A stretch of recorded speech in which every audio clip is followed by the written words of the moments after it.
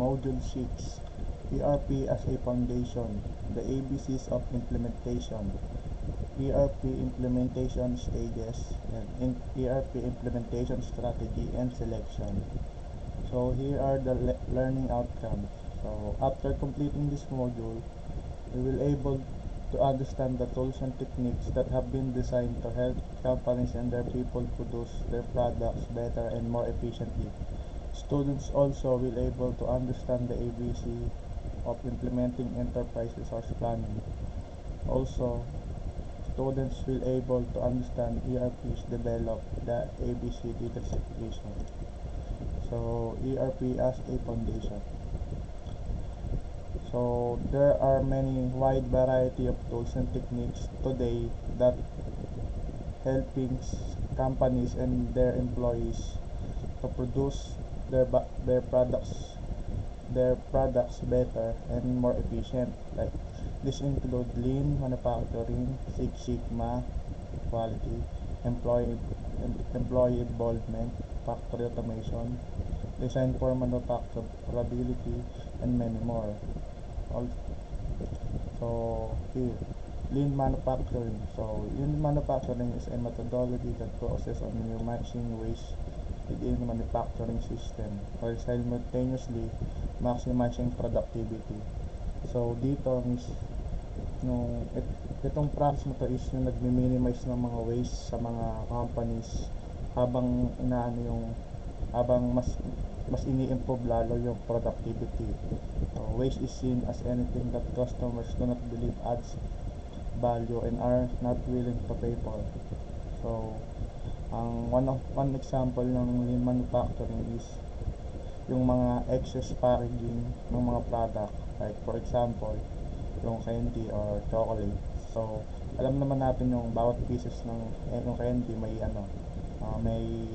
wrapper siya. So once kunwari may nag-decide yung isang company na mag-distribute sila ng per pack or per bag na pack ng candy or chocolate, pwede nilang hindi na lagyan ng wrapper yung bawat candy or chocolate kasi nasa isang bag na yun. Parang hindi na magme-make sense pag may bag na siya at may wrapper pa. Parang ganon.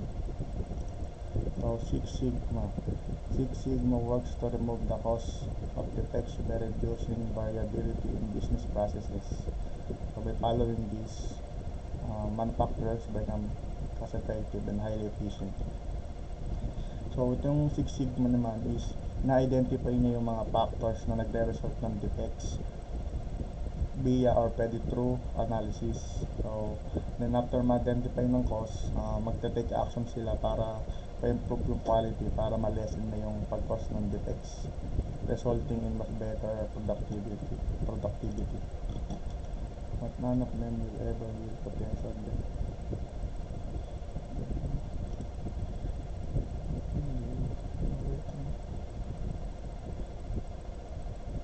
So back in early 1890s, may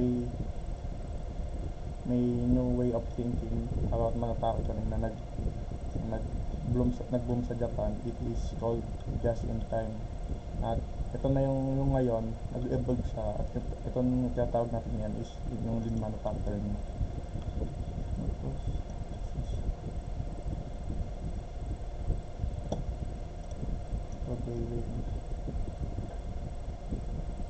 Today we can see the situation much more clearly, and we feel this view was best articulated by Frisbee. So yung president ng Gray Research, which is Chris Gray, is sinabi na yung mga improvements daw sa business process is na hahati sa na group sa tatlong forms. So yung one is improving process reliability. So dito yung mga nabanggit natin kanina, reducing process complexity, lean manufacturing. So ito yung nire-reduce yung mga waste, yung mga complex na process para mas gumaan and mas ma-improve. Coordinating the activities. So dito is ERP yung tinutukoy. Enterprise resource planning and operating at a high level of effectiveness will do several things for a company. So, pag isang company ini-implement at nag-operate ng enterprise ERP, ang first, ang ano niya, ang advantage niya is first, yung pwede niya ma-enable yung companies, yung employee ng isang companies na mag-generate ng enormous benefits. Also, many companies have experienced effectiveness. Also, na ano yung ano, na na-engage mas lalo yung mga people within the company na mas masipag, mas productivity, mas responsiveness.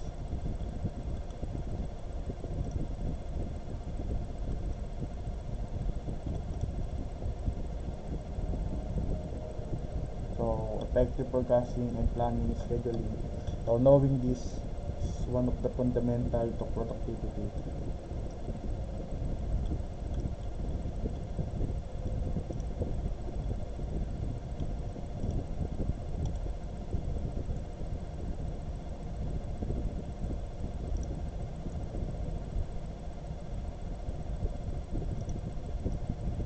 So, two principles flow from this analogy. So, one is the acquisition of the tools of and by itself will not make you proficient in their use and thus will not provide a competitive advantage. So, what does it mean? So, I think this means na kahit na yung company niya ma-acquire yung mga tools itself, hindi siya agad magre-result ng ano ng positive side dun sa company kasi um, yung tools alone hindi siya ano hindi niya hindi niya mahahatak bigla yan. Kailangan pa rin ng tamang process, tamang implementation, pati ng mga tamang tao and mga skills para ma-utilize talaga para mag-advantage sa company. So, to be truly competitive, you need a good and reasonably complete set of tools. So, yun na nga, plus, plus advantage na yun kung may tools ka din.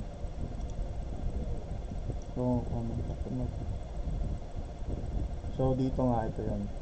So, nung bibili sila ng madaming Streamlit, yung cost, yung mahal na ano, set of gold clubs, pero hindi sila marunong mag-play gold. Parang ito yung ini-indicate dito. Na parang kahit kung aanin mo yung tools kung wala ka ng experience or skills, wala din, parang masayang lang din. Mag-result ng ERP fail, mag-result ng failures lang. So, the ABCs of implementation. Let's look at the ABCs of implementation. So, ito na yung ABC of implementation. So, yung A items daw is considered their significant, costly, and important. So, deserve nila yung most attention, most careful planning and control. So, sabi naman, mas less significant sa A, meaning mas prioritize pa rin tong A kaysa B, pero parang parehas ang dito. Those are C items, while essential, are of this overall significance and are given to proportional attention. This ABC required interventions. So, yung C items daw is ito yung mga computer, both hardware and software. So, bakit mas angat yung A tsaka B dito?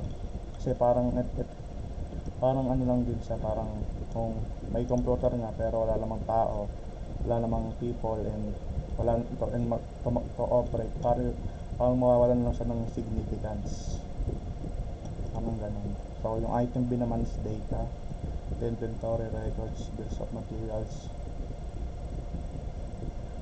is, so nagre-require ng company's attention. So, dito ito kaya mas important sa dito sa C, kasi to kailangang laging i-monitor and i-analyze. So, yung item A naman is yung people. So, yung pinaka-important na element, if the people part of the process managed properly.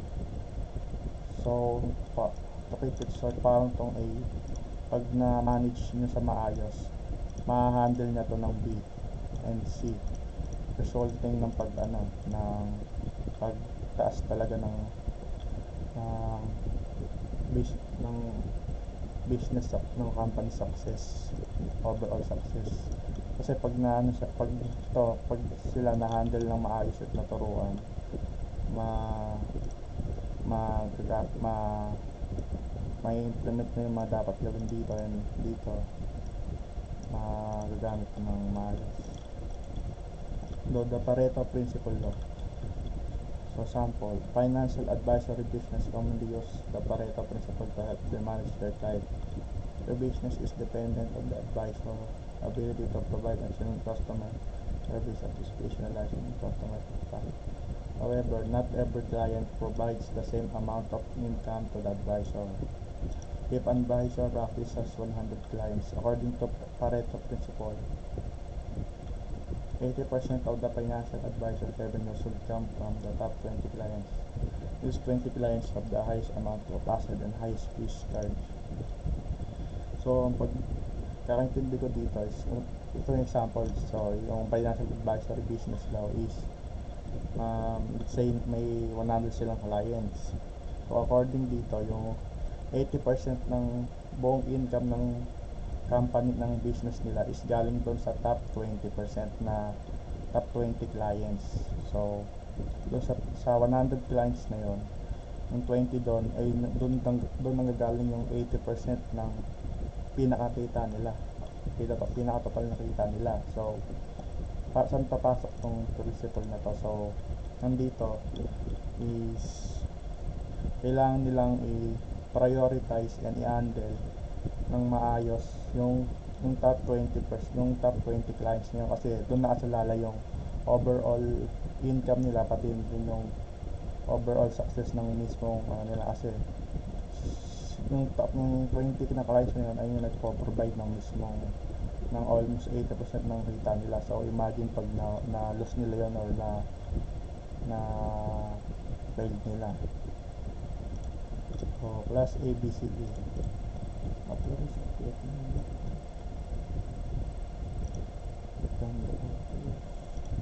So here, so ito yung class A, B, D pa, A, B, C, D, parang siya, parang group lang. So yung D yung pinakamababa, yung pinaka poor, yung C yung normal, yung B yung good, ito yung A excellent. So class D, installations of OpenView, another complete failure. So dito nga yung class D, ito yung poor na performance. Yung class C naman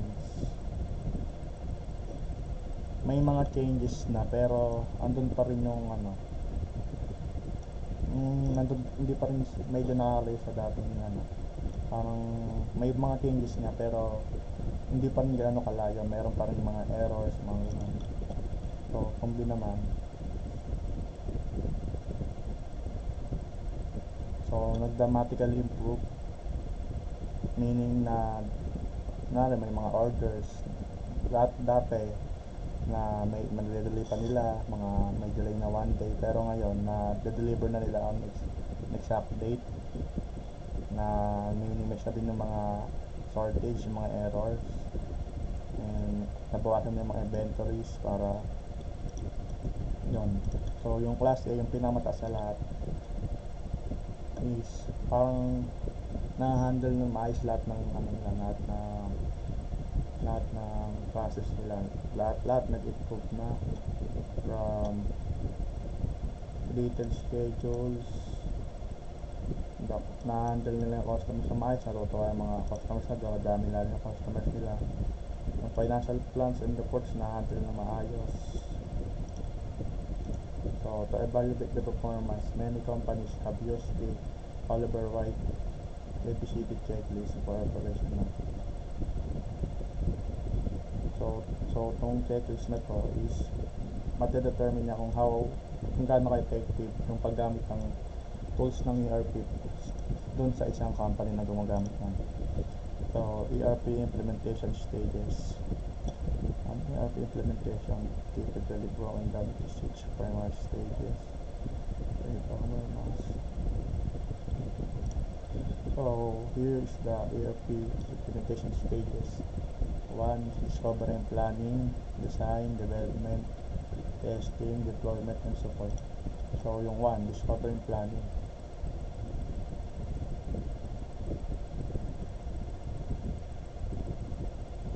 So dito is parang bubuo yung isang organization ng team together na mag-gather ng mga requirements, mag-research ng mga input, ng mga i-analyze nila kung ano yung mga existing problem ng company, kung ano yung yung mga so manage din nila implementation at ini-ensure nila na ma-meet yung needs ng different groups. So, a solid ERP implementation plan is perhaps the most important success factor. Don't shortchange the preparation. So dapat talaga solid yung pagbuo nyo sa ganito. So, design. Here, the team analyzes existing workflows and determines how they may change the system. Flexibility is key. So dito, ina-analyze na nila kung ano yung current process ng company. Then, determine nila kung ano doon yung babaguhin nila para ma-improve. I-analyze nila yung mga dating process nila, mga workflows. Tapos, i-analyze nila yun para pag gumawa sila ng bagong system, doon nila yung mga solution na using that workflow, that can determine exactly which ERP. So, pag na-determine ng maayos, malalaman kung anong approach or anong features ng ERP yung talagang nababagay doon sa company na o development vendor.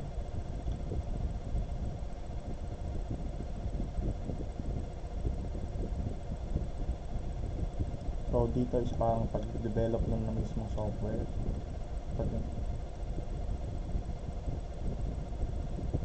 So like performing other activities for the deployment such as preparing training materials, report data. So testing. Before going live, test the system. This should include comprehensive assessment covering all the ways, various components of the system. So itong testing na to is dito na yung test yung bago i-deploy, bago i-implement. So magdadry run sila kung paano magiging ng mga paano magamit ng buong bawat department, ng bawat companies, kung dito din nila makaka-encounter ng mga pwedeng possible na problems pag in-implement nila. Dito matutuwa. Deployment. After you've completed the configuration, go live. So dito na is i-implement na nila sa buong company sa whole. So pero bago daw masabi na talagang success yung is kailangan dapat yung bawat nagagamit yung system sa pang araw-araw, and yung company is not getting full return on investment. And lastly, support. The project ensures that users have the support continues to upgrade the system and fix. So hindi naman ibig sabihin na pag na implement mo na na-deploy mo na yung system is parang gano'n na talaga yun. Kaya naman syempre monitor mo pa rin yun, tapos kung may nag-arouse man na problem, kailangan masosolusyonan mo yun. Then yun, also yung mga kailangan mo din security, patching, maintenance, and sorting problems. So implementation strategies. There are a number of proven. So here are the 4 most common approaches. So yung Big Bang. This approach also referred as the single step method. So this parang buong same day magagamitin yung system ng all users. So parang launch day ito, phase rollout.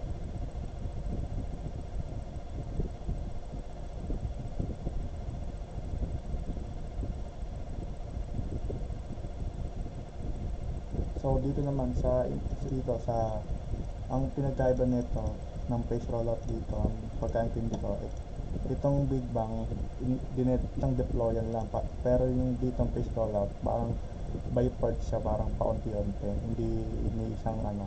So may pwedeng umabot ng weeks or months. So mas less risky siya sa Big Bang kasi nga daw uh, yung nade-determine na kung ano yung quick wins or yung ano yung function na, na nagre-result agad ng advantage at benefits.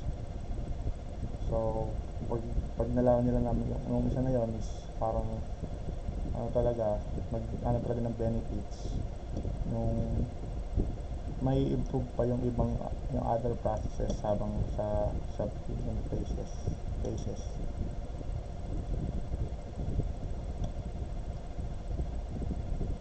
So ang ano lang nito is yung drawbacks, kailangan ng time para maano yung full benefits, and also you need to support and pay.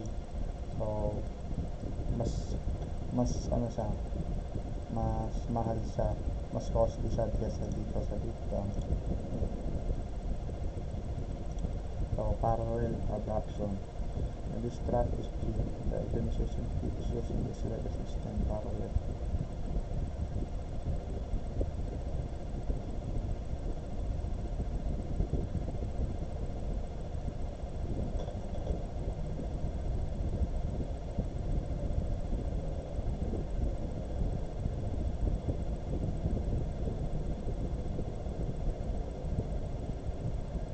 So parang ang pagkakamsili dito para um, yung dating old na systems nila is pinatest nila dito sa bagong ERP.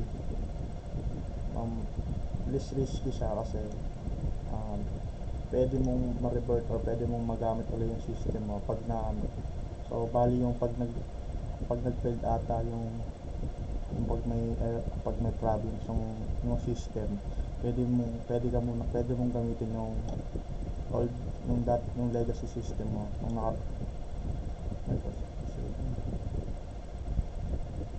so ginagamit dito ng mga ng mga company na dapat na require talagang na laging may system, like bawal dito yung pwedeng kasi maapektuhan pag may kahit isang araw na wala silang system na ginamit. So kailangan talaga continuous and continue operating yung system.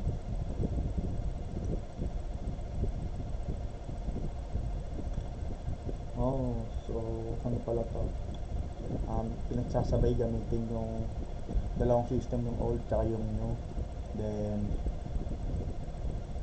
so this approach daw mas easy daw, para mas easier para sa ilang users kasi na makapag-adjust sa bagong system, kasi pero expensive kasi nga require more staff and resources to keep system running. So kailangan ng isang staff mo doon sa may old mo at kailangan mo din ng staff mo doon sa bago. So kailangan may nag-ooperate doon at the same time, bawal isa lang.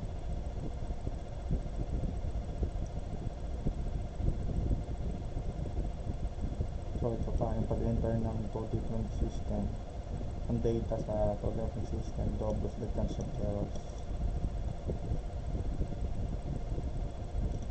So yung hybrid, the name implies this approach combines elements.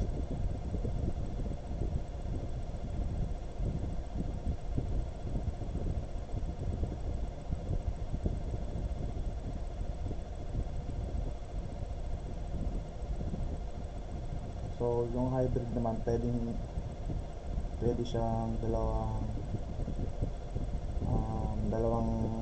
phase. dalawang implementation strategies yung i-implement niya. Pwedeng sa isang department, big bang, and pwedeng i-phase roll out dun sa iba pang mga department or location. So ito yung mga risk.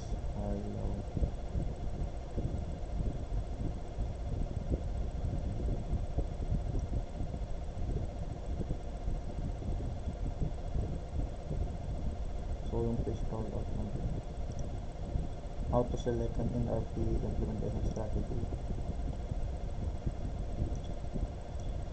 So organizational size, the big one to the department works.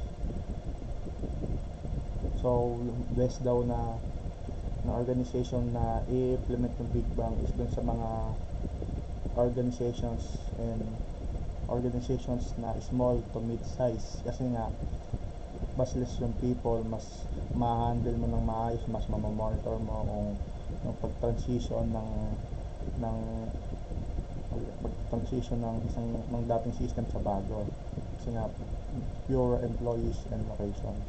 Larger companies, especially those with complex, so yung mga matataas na yung malalaking big companies and may mga complex or organizational, major risk tolerance.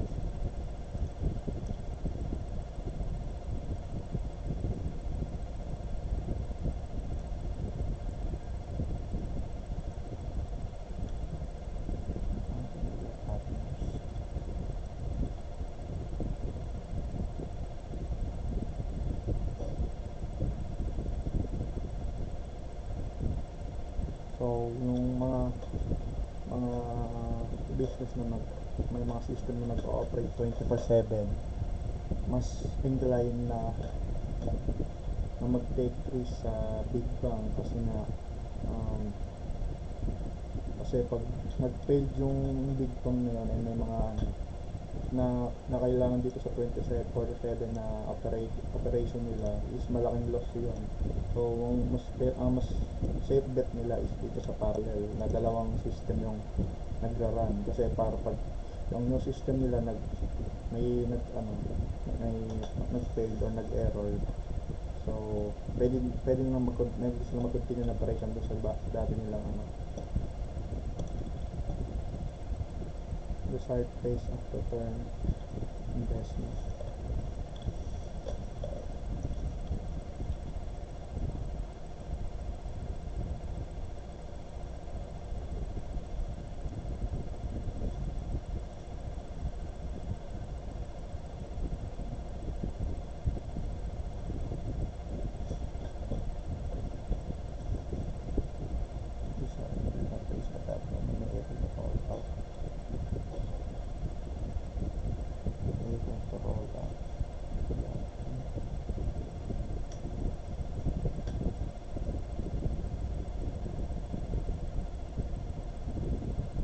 So yung phase adoption is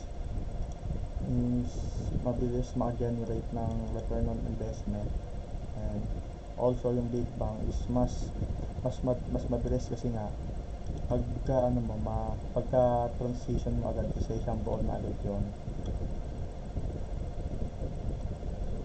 kasi nga organization should start to realize the benefits. So mapipili nila na kung ano yung benefits agad, kasi nga bagong system nila makakapagad.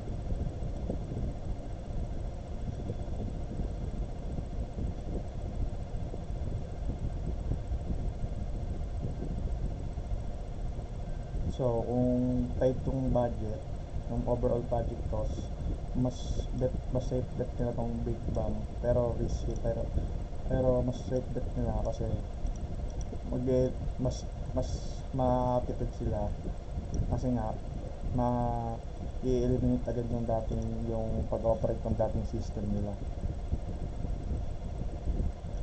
So plan, deliver, close, phase 1 initiate, transition planning, analyze, complete your value.